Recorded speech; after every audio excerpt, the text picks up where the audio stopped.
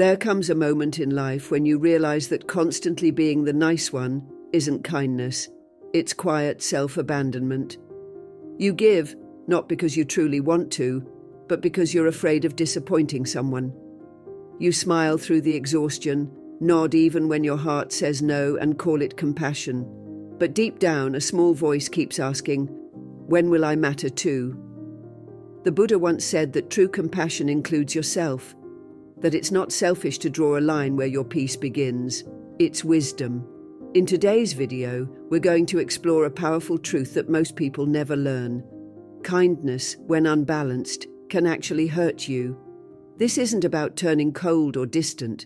It's about learning how to give without losing yourself. Every insight we share is anchored in Buddhist teachings that gently remind us to walk the middle path, a path where generosity meets self-respect. And if what we create here brings you clarity, a small free favor I ask is this: hit that subscribe button. Stay with me till the end. Don't skip a moment, because the peace you've been searching for might be hidden in the words you're about to hear. Let's walk this path together.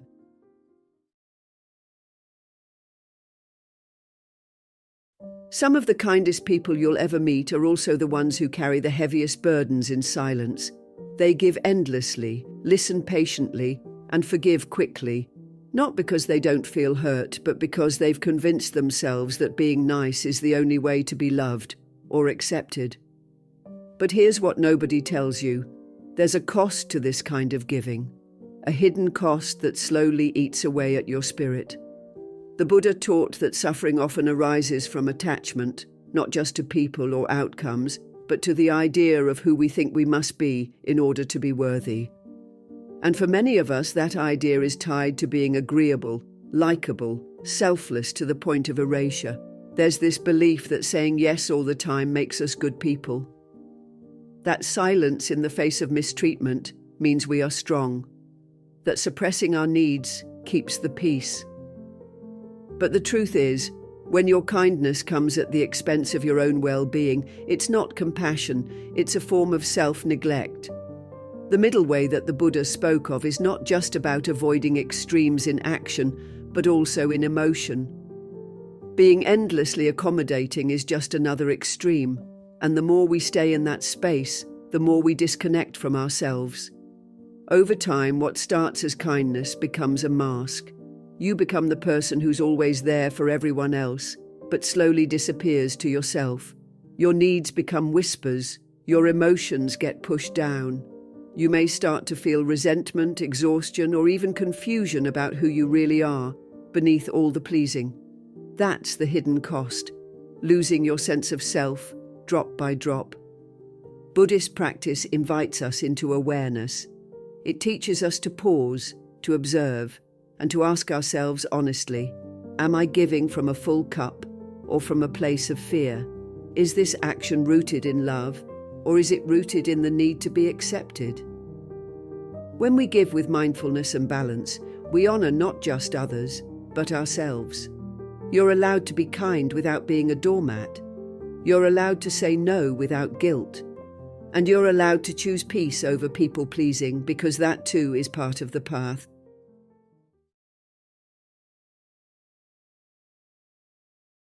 Sometimes life feels like a constant tug-of-war between doing too much and not doing enough. One day you're giving your energy to everyone around you, hoping to be helpful, hoping to be liked. The next day you're completely drained, wondering when it will be your turn to receive. This swing between extremes can leave you feeling lost and resentful, even if no one around you notices. That's where Buddhist wisdom gently steps in. The Buddha didn't encourage us to live in extremes. He didn't say to give endlessly until you collapse, nor did he say to shut yourself off completely from others. What he taught was something much more balanced, something called the middle way. The middle way is not about choosing between kindness and self-protection. It's about holding both in harmony. Think of it like walking a tightrope. Lean too far into pleasing others, and you fall. Lean too far into isolation and you fall again. But if you find your center, your inner stillness, you begin to walk steadily, and every step brings you closer to peace. The Buddha found this truth after experiencing both extremes, indulgence and denial. He realized that real wisdom lives in the quiet space between. This isn't just a philosophy, it's a life practice. And when you apply it to your relationships, your giving, your boundaries, it changes everything. Let's be honest. Most of us were never taught this. We were praised for saying yes, for being agreeable, for never causing conflict. But Buddhism invites us to pause and ask, is my kindness coming from love, or is it coming from fear? Fear of being rejected, abandoned, misunderstood. That question alone can open the door to a new way of living, one where your kindness is rooted in strength, not in guilt, where your no is just as loving as your yes. The middle way gives you permission to care without collapsing, to support without surrendering your soul. It reminds you that you deserve the same compassion you so easily offer to others. And when you begin to walk that middle path, something beautiful happens. Your relationships feel lighter, your choices feel clearer, and for the first time in a long time, you feel whole.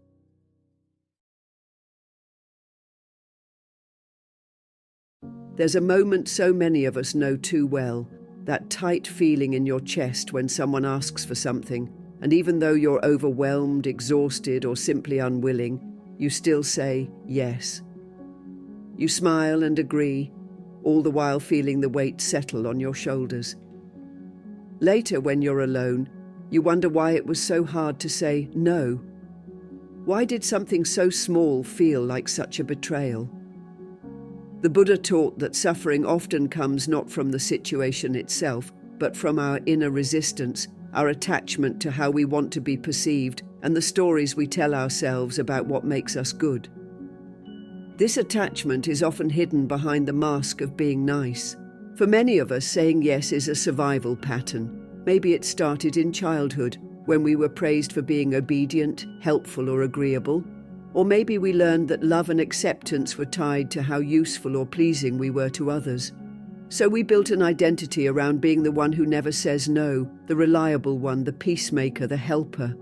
Buddhism encourages us to look deeply at these mental formations, these sankharas that drive our behavior. The act of always saying yes might seem like compassion on the outside, but if it causes inner turmoil, resentment, or burnout, then it's not true compassion. It's fear in disguise. When we struggle to say no, it's usually because we fear rejection, conflict, or disapproval. We don't want others to see us as selfish, unkind, or difficult. But here's the thing, the Buddha never taught that our worth comes from how much we please others. He taught that true peace comes from understanding the self, not the ego self that clings to image, but the deeper self that is aware, present, and rooted in wisdom. Saying no, when done mindfully and kindly, is not rejection, it's clarity. It's choosing alignment over approval. And with practice, this becomes easier. We start to trust that our value doesn't diminish when we set boundaries, it deepens. Because from this place we can give when we mean it, love when we feel it, and rest when we need it. That is the balance the Buddha spoke of. That is the beginning of real peace.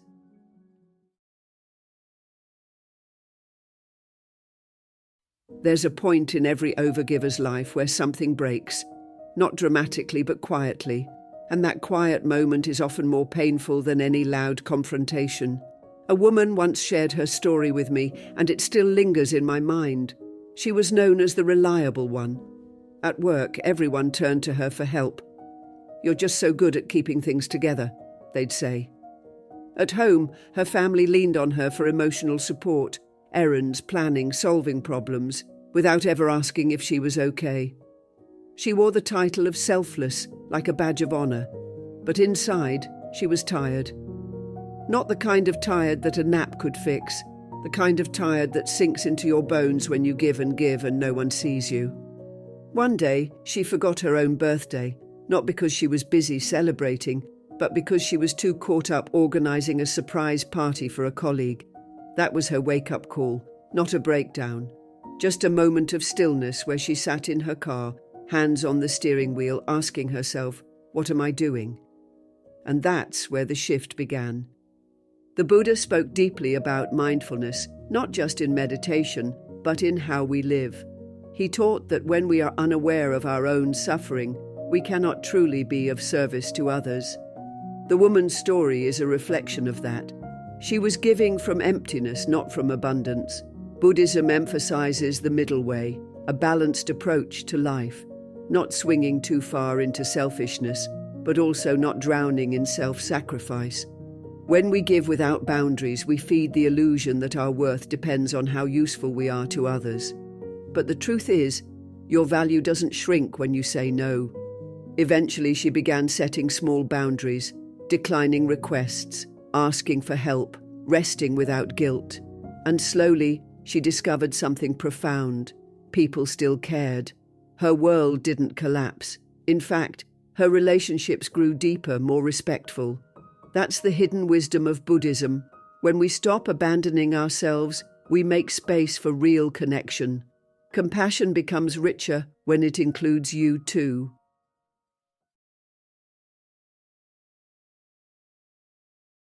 There's something quietly exhausting about always needing to be liked. You might not say it out loud, but deep down, many of us shape our words, our actions, even our dreams, around the hope that others will nod, smile, or approve. It starts small, a compliment here, a thank you there, and before you know it, your whole sense of worth is tied to whether someone else thinks you're good enough. The Buddha spoke clearly about this kind of attachment. He called it a form of suffering, because when your happiness depends on something outside of you, it will always be unstable. People's opinions are like the wind. One day they lift you up, the next they blow right past you. You can't build a peaceful life on such shaky ground. The path of Buddhism invites us to step out of this illusion. Instead of chasing approval, it teaches us to return to our center, to that quiet, grounded place within that doesn't need applause to feel whole. When the Buddha taught about non-self or anatta, he wasn't saying you don't exist. He was saying the version of you that constantly needs to be seen, praised, and validated. That's not the real you. That's a mask built from fear. And when we cling to it, we suffer. But when we loosen our grip even just a little, we start to feel free. Letting go of the need for approval doesn't mean becoming indifferent or unkind. It means living with intention rather than performance. It's asking yourself, am I doing this because it aligns with my values or because I want to be liked? It's choosing truth over popularity, inner peace over external praise. Buddhism reminds us that true freedom comes when we no longer depend on how others see us to feel good about who we are. This shift takes practice. It's not about becoming numb, it's about becoming aware. Mindfulness helps us notice those moments when we're tempted to people please, to overextend, to keep the peace at the cost of our own. And each time we notice we have a choice, to return to ourselves, to act from clarity, and to trust that we are already enough. You don't need everyone's approval. You need your own presence, your own peace. And the Buddha gently shows us the way back to it.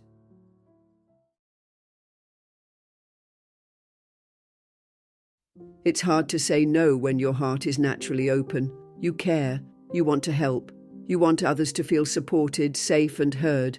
But somewhere along the way, that beautiful openness starts to feel like a burden. You begin to feel drained. You start feeling invisible in your own life. And that's when you realize something important. Love without limits is not sustainable. Buddha taught us to walk the middle path, a life that avoids extremes, including the extreme of giving so much that you disappear. That's where mindful boundaries come in, not as walls, but as gentle reminders of where your energy ends and where someone else's begins. A mindful boundary is rooted in self-awareness. It starts when you pause and ask yourself, does this feel right to me? Does this align with what I value? It means being honest about your capacity, your energy, and your emotional space, without guilt. Buddhism teaches that mindfulness is the practice of being fully present and aware. So when we say yes out of fear, obligation, or the desire to avoid conflict, that's not mindfulness. That's self-abandonment dressed up as kindness. Setting a boundary means checking in with your own truth before you respond to the world. You don't need to explain your boundaries endlessly. You don't need to justify why you need rest or time or space. The Buddha reminded us that inner peace comes from letting go of attachment, especially the attachment to pleasing everyone. When you say no, you are not rejecting someone. You are protecting what's sacred within you. And when you protect your peace, you show others how to honor it too. Boundaries actually deepen relationships because they're built on respect, not silent resentment. Start small. Begin by noticing where you feel discomfort after saying yes. That discomfort is your wisdom whispering, "This isn't right." Honor it. Practice saying, "I'd love to help, but I don't have the energy right now." Or, "I need some time before I can commit to this." These are acts of love towards yourself and others. Buddhism doesn't ask us to serve endlessly. It asks us to serve wisely, because when your cup is full, your kindness overflows naturally, and that is the kind of giving that heals the world.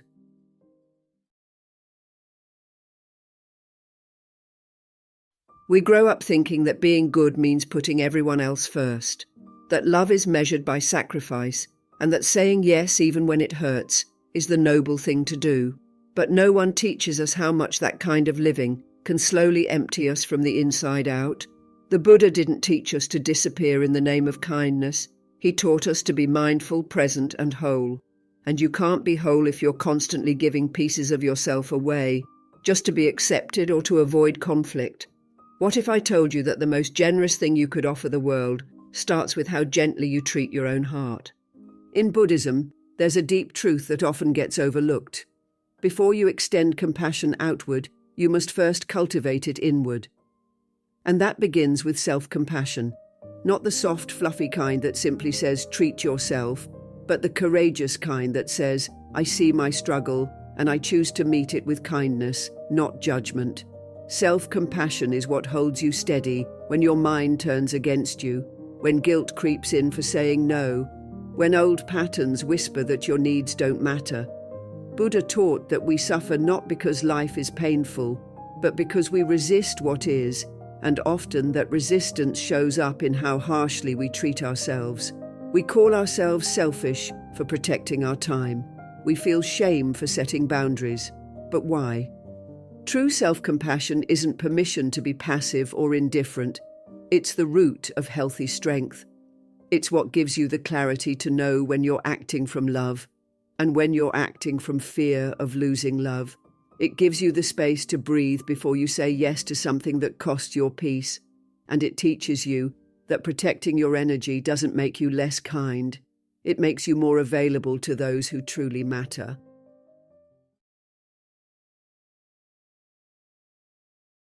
There's something incredibly powerful about realizing that you don't have to be available for everyone all the time. You don't owe your time, your energy, or your emotional space to every person who demands it. Yet so many of us feel guilty the moment we say no, like we're betraying our role as a good person. But what if I told you that the constant giving that leaves you drained isn't kindness? It's a silent surrender of your well-being. The Buddha taught that our internal balance is sacred, and that wisdom lies not in how much we give, but in how consciously we give. It's not about becoming selfish, it's about becoming aware. Think of your emotional energy as a flame. When you allow too many people to take from that flame without returning anything, eventually you're left with smoke and ashes. You're showing up for others while burning out inside. Buddhism encourages mindfulness not just in thought, but in relationships. Every moment of interaction, every favor, every conversation, it all carries an exchange of energy. If we're not paying attention, we start giving from a place of depletion rather than fullness. The Buddha's teachings on the middle way guide us to stay centered, to avoid extremes, too much giving or too much withdrawal. True balance is learning when to open your door and when to gently close it. Boundaries are not walls to keep people out. They're bridges that show others how to walk with us respectfully. Setting a boundary is simply saying, "This is how far I can go without hurting myself." When we create space for our own needs, we actually become more present, more compassionate, and more connected in the moments that truly matter. Buddhist philosophy teaches us to honor the impermanence of things, including our own energy. Your emotional capacity will shift day by day, and that's okay. What matters is listening. When you listen deeply to your own discomfort, your fatigue, your quiet frustration, that is wisdom. That is the beginning of true self-respect.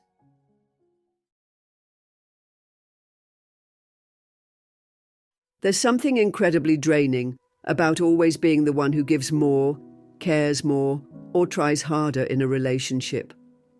Whether it's a friendship, a romantic bond, or even a family connection, when the balance tips too far in one direction, it doesn't just feel unfair, it feels lonely. You start wondering why your effort isn't returned, why your presence feels conditional, and why your needs seem invisible. The Buddha taught that the root of suffering often lies in attachment, especially when that attachment blinds us to how we're truly being treated. We cling to people because we're afraid of letting go, even when they don't reflect the respect and love we give so freely. In Buddhist philosophy, there's a powerful emphasis on right view and right action. This means seeing clearly without delusion and acting in a way that brings harmony instead of pain. If we're always justifying the behavior of someone who makes us feel small or unseen, we're not seeing clearly, we're surviving off hope. And that hope, while comforting in small doses, becomes harmful when it keeps us in places that diminish our spirit. Relationships are meant to nourish, not deplete. They are sacred spaces where mutual care should thrive, not one-sided obligation. A relationship grounded in mutual respect doesn't require begging for attention or proving your worth. It's built on understanding, kindness, and honest communication. The Buddha emphasized the importance of wise companionship, surrounding ourselves with those who encourage our growth, not those who expect us to shrink so they can feel big. When there's mutual respect, you don't have to explain why your boundaries matter. The other person already sees your value and treats your time, energy, and emotions with the same care you give them.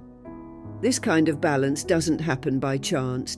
It starts when you decide that your well-being matters as much as anyone else's. You begin to notice who listens when you speak, who checks in without being asked, and who honors your silence as much as your words. As you grow in self-awareness, through mindfulness, reflection, and practice, you naturally start attracting people who operate on the same frequency. Respect becomes the foundation. And from that place, everything, trust, intimacy, joy, flows with ease. Buddhism reminds us, when we stop betraying ourselves, the right people begin to stay.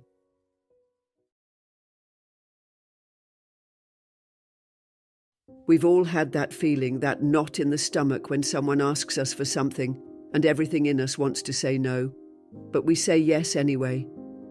Maybe it's a favor we don't have the time for, an invitation we're too drained to accept, or a task that pushes us past our limits. Still, we nod, we smile, and we say yes because we don't want to upset anyone. We fear being seen as difficult or unkind. But here's what's often missing from that moment: the quiet voice of self-respect. The Buddha taught that true compassion must include oneself. That means your energy, your well-being, your time. They matter just as much as anyone else's. When we say yes to everything, we're not always being helpful. We might be denying our own truth. Buddhism invites us to walk the middle way, a path between extremes, not cold refusal, not endless sacrifice, but thoughtful, mindful choices. Saying no isn't about shutting people out. It's about creating space for what's true and sustainable. It's choosing peace over pressure. When you decline something that doesn't align with your energy or values, you're not rejecting the person. You're honoring both of you. Because any yes that comes from guilt or fear will eventually turn into resentment, and that hurts everyone involved. What if we reframe saying no as an act of kindness, not just to yourself but to others as well? When you set a boundary, You're teaching the people around you how to love you more clearly. You're creating space for honesty in your relationships. A gentle, grounded no, spoken with warmth and calm, can be more healing than a forced yes ever could. The Buddha often reminded his followers that mindfulness must be applied to every word and action. So when we say no with awareness, with grace, we're practicing the Dharma, we're living with integrity. You can start small. Pause before replying. Breathe. Ask yourself, is this coming from love or from fear? Saying no from a place of clarity isn't harsh. It's actually one of the purest forms of respect. Not just for you, but for the shared space between you and another. And as you practice this more, you'll notice something shift. Your peace expands, your energy feels lighter, and your relationships grow deeper. Because when your boundaries are rooted in love, they don't build walls, they plant gardens.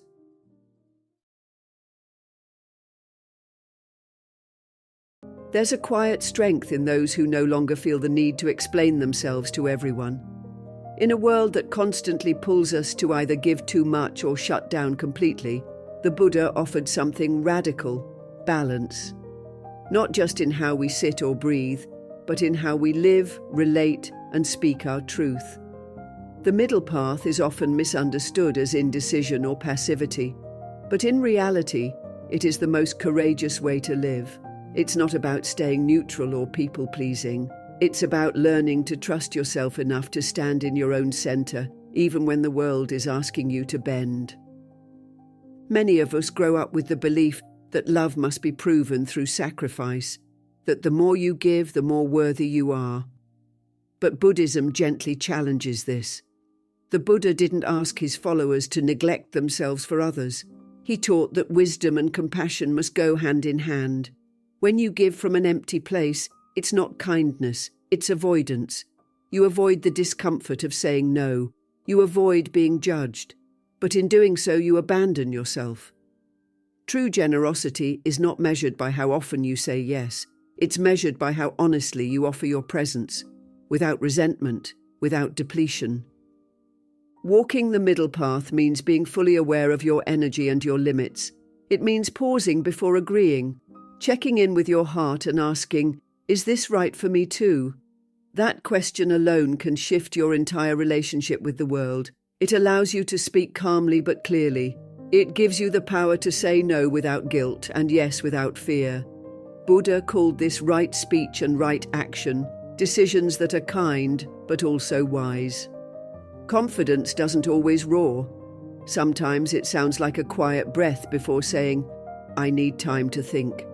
Or, I can't take that on right now. These words might feel unfamiliar at first, especially if you've spent years silencing your needs. But every time you choose honesty over habit, you're practicing the middle way. And the more you do it, the more natural it becomes. You start to walk with a new kind of confidence, not loud or defensive, but rooted and steady. The Buddha didn't teach us to be nice. He taught us to be true. And from that truth, peace begins. You were never meant to shrink yourself just to make others comfortable. The Buddha's path is not about being agreeable, it's about being awake. And when you honor your truth with compassion, the world begins to meet you with the same respect. Thank you for walking this path with me today.